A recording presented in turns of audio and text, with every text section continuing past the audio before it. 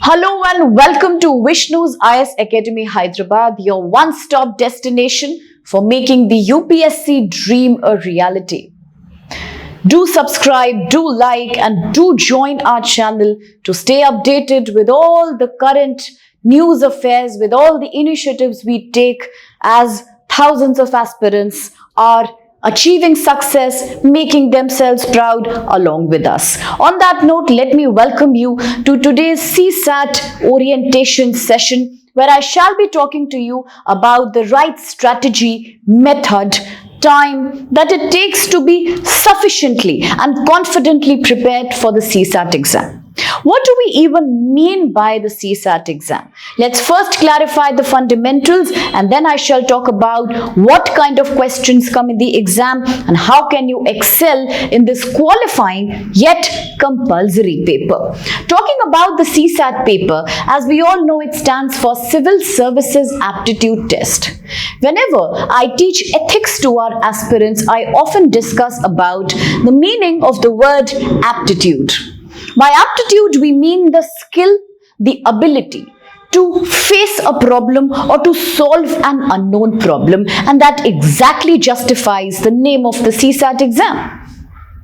It was introduced back in 2011 with the purpose of analyzing whether aspirants are equipped only with passive knowledge or they have the ability, the skill and the aptitude for solving real life, real world problems. Therefore, this exam's Civil Services Aptitude Test is about a set of questions that do not judge you on the basis of your general knowledge about social, economic, political affairs.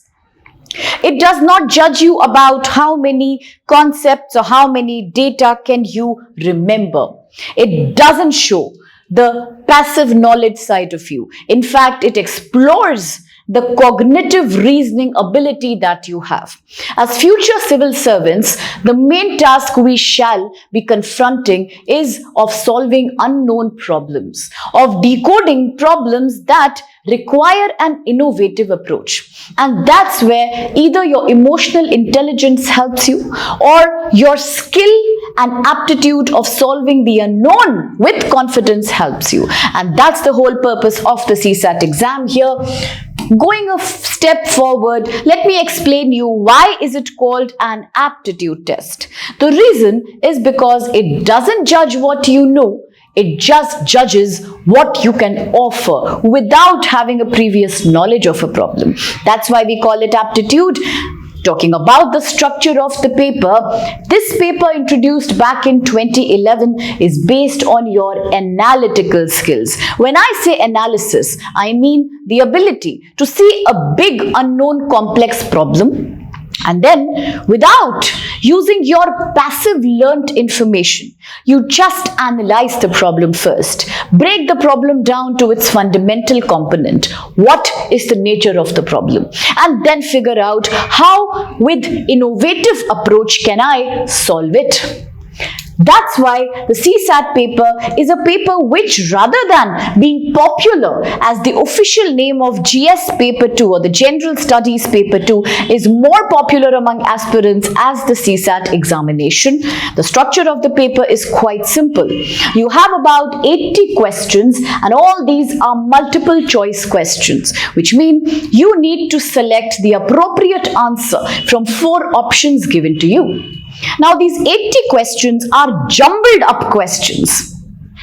Jumbled up because in these 80 questions, there are some interchanging patterns. While 1 to 5 questions could talk about a reading comprehension passage, 5 to 10 questions could be based on reasoning ability. Further, the questions can again be based upon data interpretation, once again mathematics, and then again reading comprehension. So the paper set is not uniform. It is a deliberate jumbled up format so that you have the ability to switch between domains from numerical reasoning to verbal ability, then to data interpretation, back to decision making. All this to be done in 2 hours. So the 80 questions will give you a 2-hour time period to solve the paper. For For these 80 questions, every question here broadly has 2.5 marks allocated to it. So we can say that per question you have about 2.5 marks, and total the paper is carrying a weight of 200 marks. Which means every question in CSAT has to be well thought of before you solve it, before you click or tick the right response, because there is negative marking as well. Students may not like to hear that, but yes, in the CSAT exam, along with 80 questions of 200 marks to be done in 2 hours, there is a concept of negative marking, as each question carries 2.5 mark. Should you make a mistake, should you attempt a question incorrect, what happens? You lose about 0.83 mark per question. At the first look, it looks like a small loss, but with repeated mistakes, the negative marks start accumulating. And then what happens? All the positive responses that you have given, all the marks that you have achieved, they start becoming cancelled. So therefore, we have to be very cautious. I often tell my students, and I have said this all across in my 8 years of mentorship of CSAT, that never ever do guesswork in the CSAT exam. Sometimes in the GS paper 1, sometimes in the main answer writing, you just let your imagination and common sense take the first seat. You allow yourself to be very imaginative, and you tap into your basic reasoning and you just answer the question. That approach may not help you in CSAT, because in the CSAT exam, because of negative marking, you have to be extremely accurate about what you answer. No guesswork will help you here. Only proper solutions and logical thinking will be rescuing you. Having said that, if there is a negative marking happening, then how many marks do I need to get to pass the paper? That's a valid question, because yes, this paper is a qualifying paper. The marks that you get in the CSAT exam will not be added to your final ranking. They will not determine your final score, because this is a qualifying paper. But does that mean we can take the paper casually? We cannot. You may not like to hear this, but every year since 2011, many students, if you just talk about a very raw data that various institutes keep collecting every now and then from student interaction, then 1 in every 5 aspirants have faced a defeat. They have faced a failure in the prelims purely because of not passing the CSAT. It is tough to pass the CSAT without preparation. It is tough to pass the CSAT by last minute strategy. It is impossible to pass the CSAT with guesswork and common sense only. So that's why, even if it's a qualifying paper, even if you need to get only 66 marks out of 200 to pass, it is not as easy to get this 66. On paper, 33% only is the qualifying mark criteria. In reality, to get this 33%, you need hard work and focus and timely preparation. Let CSAT not be a barrier in your preparation. Do not suffer because you took CSAT lightly, or you never understood, or you failed to take professional help for CSAT, and which meant you lost your attempt. Because if you do not pass in CSAT, your GS paper 1 hard work goes underwater. You will still not be allowed to write the mains exam. That's a risk nobody should take. On that note, let's quickly proceed and see then which kind of questions come in the CSAT exam. Well, I have already spoken about the negative marking. So do remember, in case you do not know a question, are you confused about a question? Should you feel very nervous? And should you feel that despite trying for 2-3 minutes, I still cannot solve this question? Please leave it. No marks will be cut for not attending a question. No marks are cut for not solving a question. Marks are always cut for the wrong answer. So although psychologically, majority of students like doing guesswork, they do not like leaving the paper blank. But here, listen to your intelligence, not to your emotion. In case you do not know the question, leave it. It's okay, it's more secure, rather than taking up casually the question and then making a wrong response. Do not do that. Well, the paper is always bilingual. This helps sometimes Students who are giving the exam in Hindi, in case they want to clarify some Hindi terminology, because CSAT language can be difficult for sure, they can always check the corresponding English paragraph. In case those who are not so proficient with English language and who enjoy and are more comfortable with Hindi can also quickly correspondingly check the Hindi paragraphs of the verbal ability segment. You can use this to your favor as well. Now, having said this, what exactly is the content of the paper? Which kind of questions are expected? Well, it's a diverse paper. It's a paper which is based on many kinds of questions coming from verbal ability. Reasoning on the basis of words, not numbers. This is also referred to as reading comprehension.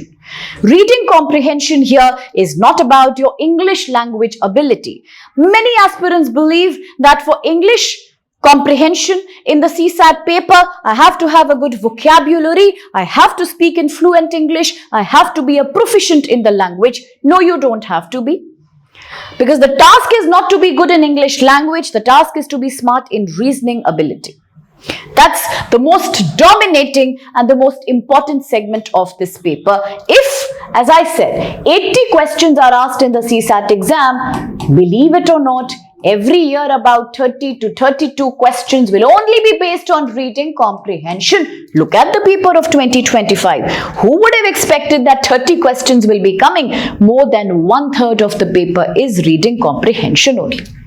Next is interpersonal skills, your communication skills that are tested sometimes through questions based on statement and assertion. Sometimes you will have many questions devoted on reasoning, logical reasoning. It can be both. It can be on the basis of maths, that is numerical reasoning, number series questions, missing number questions, Venn diagrams, pie charts. All those kind of numerical questions do come, as well as the non-numerical reasoning, including blood relationships, quite common. Okay, so talking about verbal ability, another segment is blood relations. This also shows how quickly you can calculate and make decisions in a short span of time. Having said that, there are decision-making questions, very important mental ability. Questions based on applied mathematics. Topics coming from broad 10th level NCERT syllabus, profit and loss, speed, time and distance. Questions based on boat and streams, percentages, averages, to name a few. These typical questions come. Very popular topics are simple and compound interest. These are also asked very frequently. So it's a good idea to practice these easy topics, including, of course, probability. There are tremendous number of books in the market. You can log in, you can join us and let the mentors guide you for these maths problems. Then, of course, you have the book by Dr. R.S. Agarwal, quite a popular book in the market that deals with these topics in detail. You have the grade 10 NCERT or any other state board or ICSE books which also can help you in revising these concepts. These are all school level maths concepts. Then you talk about data interpretation. You can have data that is tabular, data that is based on line graphs, data that's based on pie charts, data that's simply based on columns. You have to look at that data and interpret it. Solve questions with basic calculations based on the data. That's the most easiest, that's the most scoring part of the UPSC CSAT exam. Always try to finish data interpretation. Every question you should attempt seriously by a thorough practice. Reason being, it's easy and it's very scoring. Now, having said that, if this is the content of the UPSC paper, then how should I start preparing? Many students ask me that, ma'am, which is the right time to start? The perfect time to start your preparation is exactly 3 months before your prelims exam. You heard me right? If your prelims is scheduled in May, then January midweek or somewhere in the first week of February is a perfect time to start your CSAT preparation. But you absolutely need a 3-month rigorous training and practice. How should I practice? Please understand the syllabus in thorough detail. Once you see the syllabus, which topics are covered in maths, which topics are covered in numerical reasoning, go to the previous year questions. You do not have to really go by the 2011 questions or 2012 questions. I strongly recommend 2015 to 2025. Reason is that in these 10 years, UPSC has once again changed the level of difficulty of these questions. From 2011 to 2015, the questions were lengthy but easy.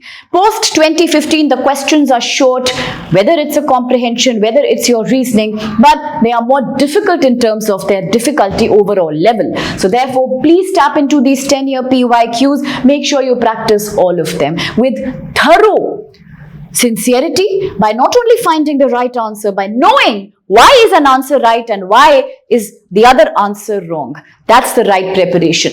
Next thing is, in the last 3 months leading up to your prelims exam, have a standard habit of solving 5 maths or numerical ability questions each day and 3 reading comprehensions each day. For data interpretation, although you do not need a daily practice, but once in a week, if you solve 5 data interpretation questions sincerely from a right book, like Dr. Aris Agarwal has a non-verbal ability book, plus you have lots of online content available here at Vishnu IS. Our endeavor is to constantly provide you with these notes, interpretation, so that's a very reliable source of your preparation too. So once a week you can do data interpretation, and that should be sufficient for your exam. That is good practice for your exam, but it has to be regular. Except a Sunday when you can give yourself a break from CSAT, do this for 3 months. Please try to analyze the similarity in previous year questions. If you have sincerely solved 10-year PYQs, you will definitely find predictable questions in the upcoming exam. Especially it's true of reading comprehension. It's very true of data interpretation. It's more than true of reasoning questions. Now, talking about basic numeracy. Now, there are certain difficult topics as well, such as simplifications, such as number system, which many students who do not have a background in maths or who have not taken up maths beyond their 10th grade, I see struggling with, which is quite natural. So therefore, rather than simply just taking every chapter in the syllabus and practicing that, focus on the key and the more important chapters. Look at the PYQs, which topics are more frequently asked. As I said, applied questions on maths, including profit loss, calendars and clocks, simple compound interest, averages, speed time questions, work time questions, these find more predominance. Work harder on them. Try to see which shortcuts you can use. Try to see, can you interpret the question properly? And then once you have done all this practice, next is time management.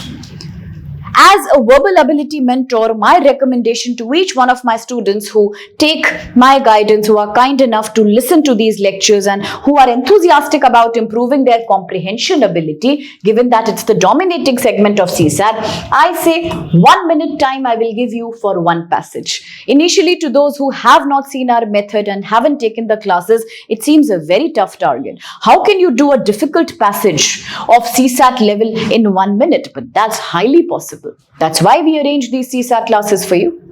For maths, allow yourself 1 minute 15 seconds. For data interpretation, give yourself 45 seconds. Time management comes when your daily practice starts happening over a period of at least 2-3 weeks.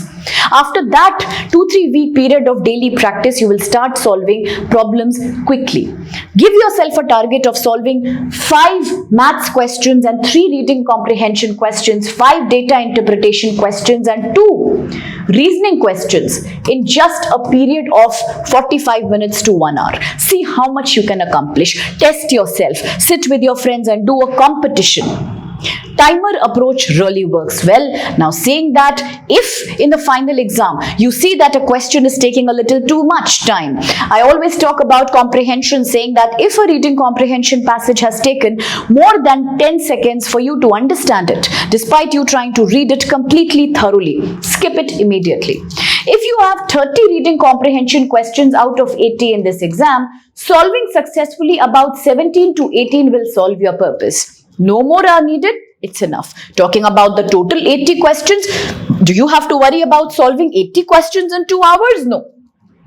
If your preparation is adequate, if you have done sufficient practice within 3 months' time, then you are quite in a good position by solving even 57 to 60 questions. Yes, you heard me right. This done accurately will give you better results than doing all 80 but carelessly. So for the right approach, it's crucial that you target about 57 to 60, but make sure that you do that with thorough devotion. Now, which therefore is the most critical aspect of the CSAT exam that I cannot miss? Many students will say maths is tougher. Some argue no, comprehension is tougher. Because UPSC CSAT comprehension is so confusing, it is so complicated that we do not understand what it is trying to say. We don't know who makes these passages, which is the source of these passages. The language is crazy. We do not understand anything. It is out of context. Is that what you also feel? It's a valid thought, because these passages, all of them mostly, are picked up from between. Yes, I'm saying it right, you are hearing it correctly. These passages, 4 or 5 line small short passages of CSAT nature, they are picked up randomly in between from editorial articles of leading newspapers like the Hindu, Indian Express, the Times of India, the Deccan Herald, Economic Times, and so on. Sometimes even from famous magazines like the Yojana, Economic Political Weekly, sometimes from the websites of United Nations, WHO, UNICEF. That's why they look so out of context to you. It's like showing you a trailer and asking you the whole movie. It's quite like that. It's like telling you one instance and asking you to predict the story of the entire novel. That's not possible. We have to make that possible. And that's why, despite being CSAT, comprehension is the most dominating aspect of the paper. Expecting about 30 to 35 questions mean only if you can tackle comprehension properly, you can ensure your success at any cost. But if these passages are so tough, what am I supposed to do? First thing first, please take professional help. Enroll for the lectures. Let an experienced mentor guide you in all the rules of tackling with comprehension. Second thing, what you can also do is understand that comprehension here is like a case study. It is not a story, it is a case study. A case study which talks about one particular kind of social, economic, political, or climate problem. Now that it is talking about some current affairs based case study, I have to decode the secret message behind that. I have to decode the crux of that, the hidden message of that. UPSC questions will not ask you the meaning of words. They will not ask you pinpointed direct questions. They ask you confusing questions, either inference based questions or theme based questions. If you look at the PYQ, you will find questions with words like corollary, implication, crux of the passage, gist of the passage. What does the passage argue? All these mean these questions are based on interpretation and inference making. How do you learn that? That's exactly what we do in our classroom coachings, that we teach you how to find the hidden crux of the passage that is not easy visible, because there are very less, barely 10% questions that will ask you something that you can directly find in the passage. Majority of questions will ask you, what does the passage say? What does the author argue? What inference can you make? To solve these theme-based and inference-based questions, you not only need to understand how to differentiate one kind of question from another, you need to have a solid strategy. In this platform at Vishnu's IS, we believe in a strategy which I have devised after years of experimentation, research on the CSAT paper, active engagement with students, some of whom have been so successful. The strategy is about using the 6.5 golden rule method. There is another video where I have in detail taken the UPSC CSAT class. It's there on our YouTube channel. You can definitely watch that. But we have again changed that a little bit. We have only made it better with evolving reality of the UPSC exam. It's a dynamic exam. So every time exam happens, there is a new add-on to our strategy. The earlier 4.5 strategy has now become the 6.5 golden strategy to not let you miss even one question. What's the strategy? Looking at a difficult question from UPSC 2018 like this from Comprehension, very few can solve a passage like this. Even if it looks easy, it's based on environment. It talks about how today the biggest challenge of humanity is to manage, to create a balance between people's materialistic ambitions and climate preservation. It's a very valid question. These aspirations are not simple like historical times of World War II. They are about more and more, wanting more and more consumption. In this situation, we need to understand your planet is not like a shopping mall. It is a living biological system. A short, simple passage. Look at the question. Which of the following is the most crucial? Typical UPSC vocabulary of CSAT. Logical inference that you can make from the above passage. Now, to somebody who has never taken a class or who has never understood the science of CSAT exam will be very confused. What do I mean by logical and crucial inference? What am I supposed to do? Options are so confusing. A. Earth can only meet the basic needs of human. B. The only way to meet environmental challenges by reducing human population. C. Reducing consumerism is in our own interest. Of 4. Knowledge of biological system, the passage says that also, can help us in saving this planet. Now, for somebody who lacks systematic preparation and strategy, will never be able to find out the right answer. All of them are overlapping. One problem with CSAT passages is that they are very similar to each other. They are overlapping, they're very confusing. So what to do? Rather than doing guesswork and making a mistake and then getting negative marks, rather than leaving all 30 questions or doing them very badly, doing a poor performance in comprehension means out of 60 questions I am attempting, 30 I am doing badly. Does that make sense? No. So what to do? The right strategy is right here. We have a special 6.5 golden rule formula which talks about certain 6 unique steps which if you apply to the passage, there is a 200% guarantee, I am not saying chance, guarantee that you will get the right answer. No wonder this time our students came back happy after the prelims and said the CSAT was easy because comprehension was very simple. Why was it simple? Because they knew the right strategy. We talk about extreme word formula, how to eliminate them, what are they? We talk about eliminating non-contextual options.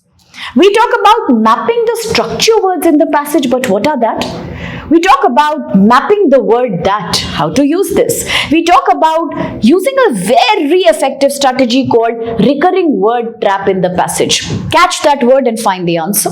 We talk about synonym catching. Synonyms we all know, similar meaning words. But how do you catch synonyms and find the appropriate answer? Well, this exactly is our 6.5 special formula that ensures you, guarantees you and brings you success in the CSAT exam. With all 30 questions or 27 questions of the comprehension solved, your chances of CSAT are real and they are absolutely very, very positive. So please avail the opportunity today, log into us, tap into our website, talk to us. We are a phone call away. Contact Vishnu's IS, subscribe our channel, watch the existing videos, inquire for the upcoming batches because with this strategy, CSAT is absolutely in your pocket and that's the promise we can make here. With that, thank you so much for being a part of this wonderful orientation session on CSAT. I wish you all the best for the upcoming mains exam and for all our new beginners,